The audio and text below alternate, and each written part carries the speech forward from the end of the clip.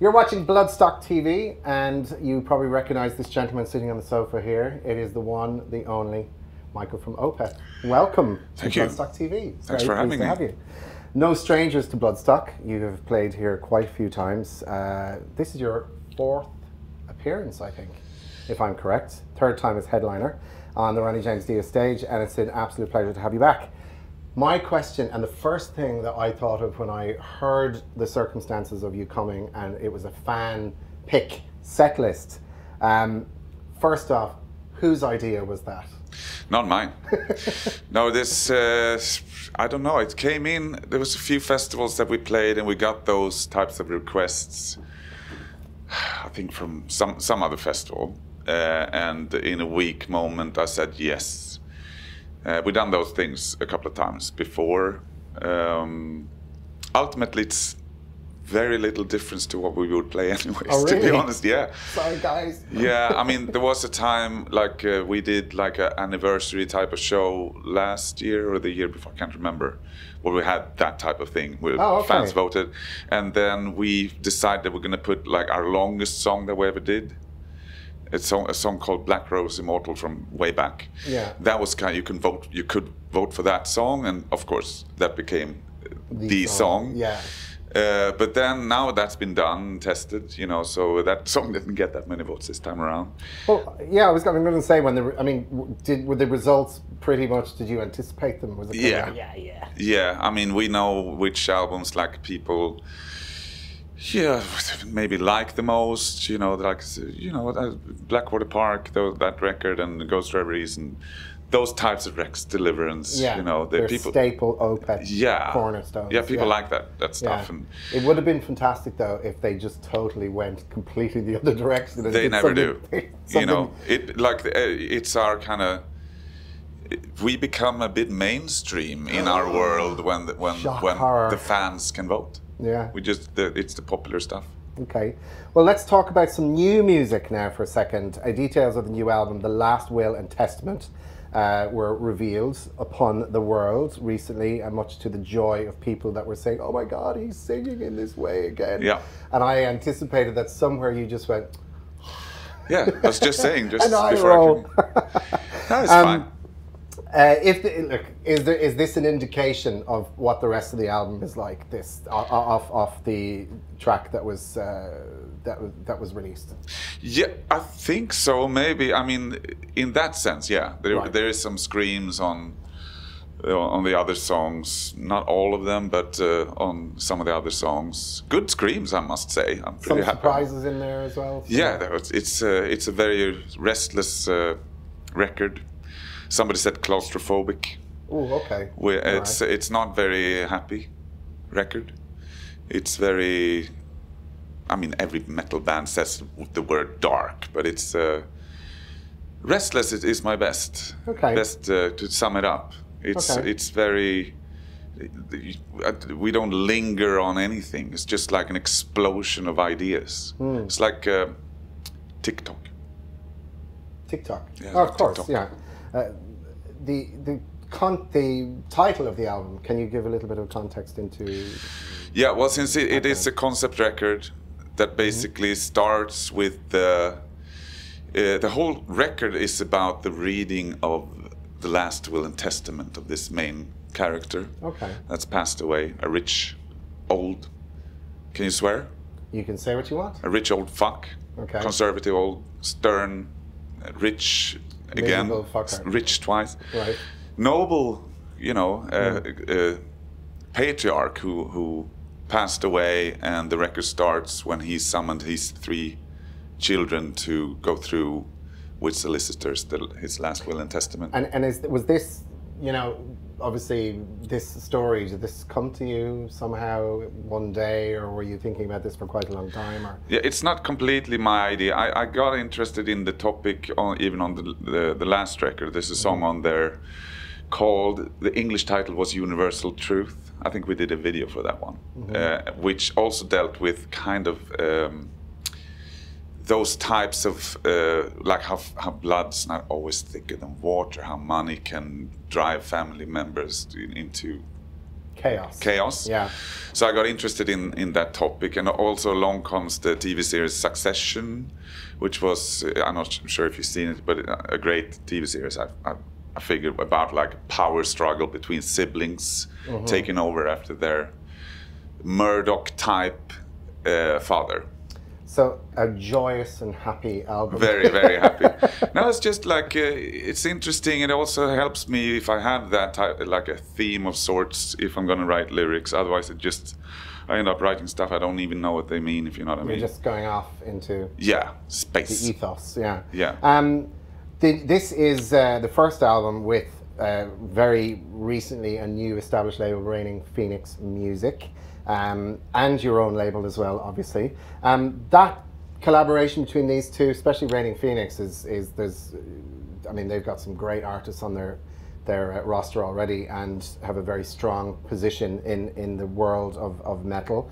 Does this new partnership provide any new opportunities for you guys, or is it just business as usual, but just under a different umbrella? It's business as usual. Okay. We signed.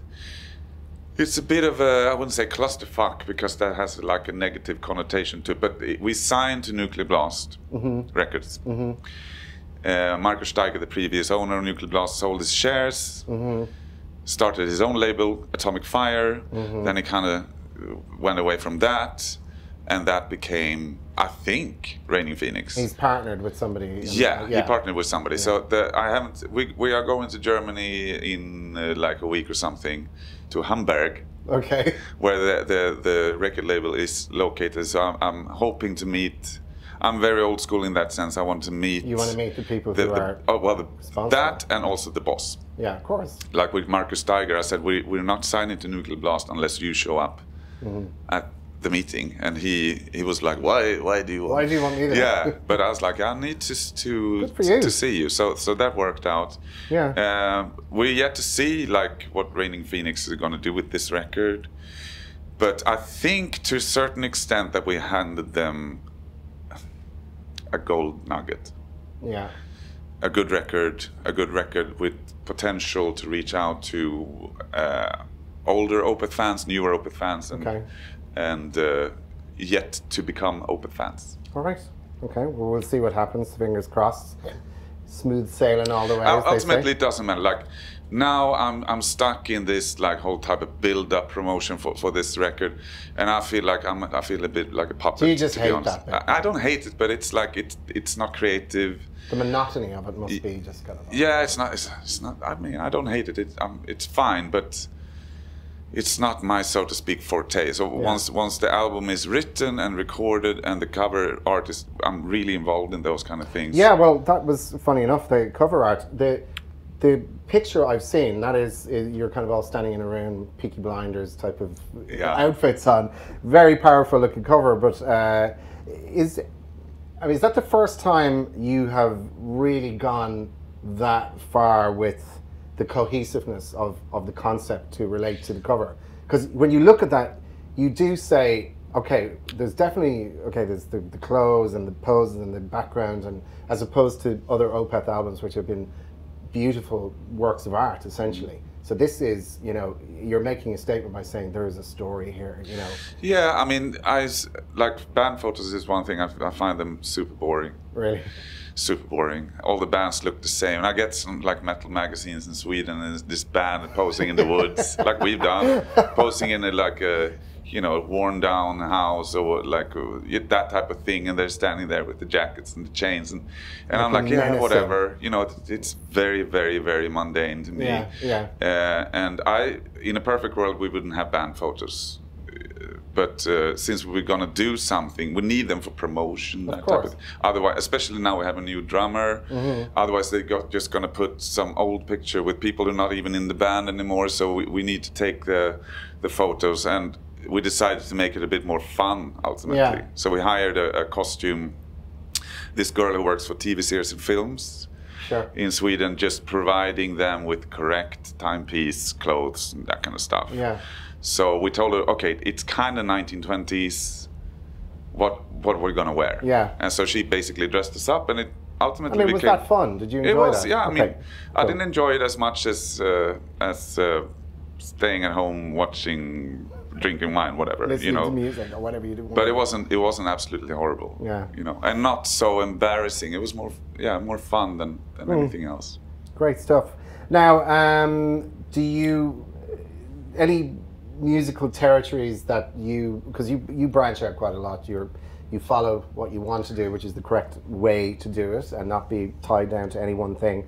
Are there any collaborations or personal little projects or things that you would like to do in the future going ahead, outside of Opeth, or even just anything that is left of center, that's totally unpredictable and erratic in thought, and I'm going to do this. I mean, I don't like to follow, like, I don't like to step on the conveyor belt and just, you know, I want to take side routes, so to speak. Yeah, the more interesting way. Yeah, but I get, like, every now and then I get opportunities to do those things. I mean, I can, with Opeth, we can basically, we're not so wary about who we are. We just like, this seems like a good idea, let's try it out, see what happens.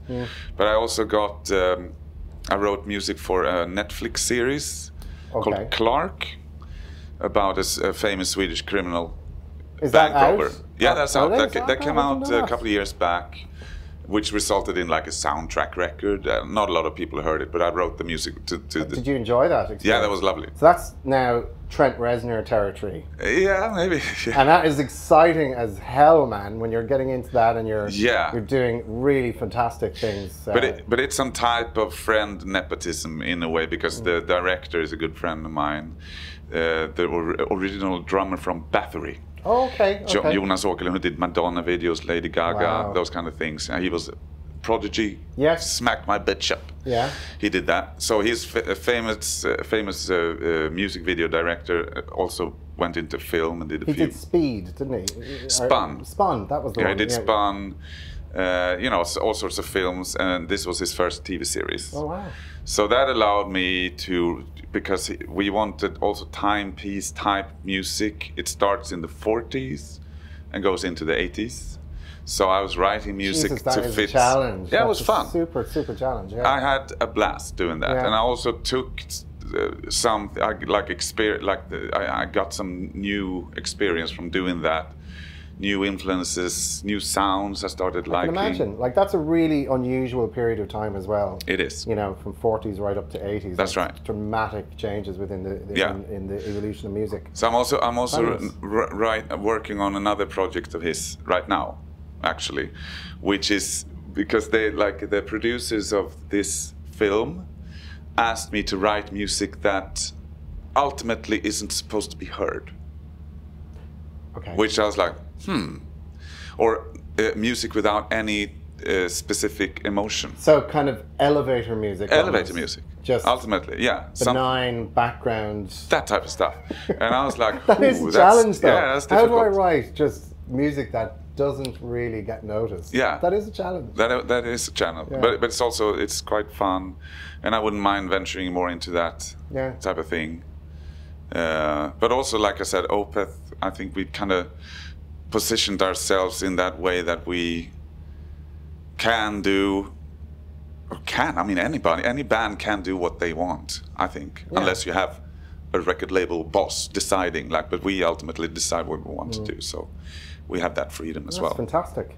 There's a lot going on. This is amazing stuff. Yeah, brilliant. So this, just to wrap it up here, but this new project that you're working on, that is not a Netflix thing. We just don't know yet. It's early stages for that. Yeah, I don't really know who's doing it, to be honest. All right. Okay, well, good luck with writing music that you think nobody will listen to.